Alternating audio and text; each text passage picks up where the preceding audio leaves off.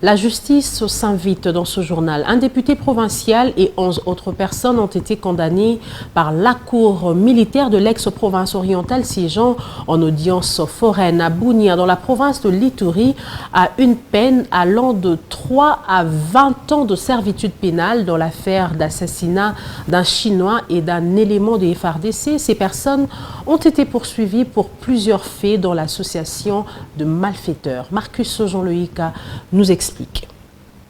Après 25 jours d'audience, la Cour militaire de l'ex-province orientale a rendu ce mardi 16 juillet 2019 son arrêt dans l'affaire d'assassinat d'un Chinois et un militaire de FARDC. Ainsi donc, le député provincial Didier Boyoko, élu de Mambasa, a été condamné à 20 ans de servitude pénale pour tentative de meurtre, association de malfaiteurs, vol à main armée et incitation aux militaires de commettre les actes contraires à la loi. Il lui est interdit d'exercer toute fonction politique pendant 10 ans. 9 militaires ont écopé d'une peine qui varie entre 3 à 20 ans de servitude pénale principale et renvoyés de l'armée. Des civils ont été acquittés pour faute de preuves. Suivez un extrait des jugements tels que prononcés par le premier président de la Cour militaire de l'ex-province orientale, le lieutenant-colonel magistrat Dienga Akelele. Il condamne avec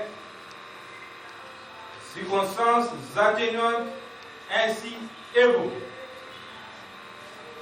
à 20 ans de servitude pénale principale pour association de malfaiteurs, à 20 000 $ d'amende pour transport et détention illégale de substances minérales.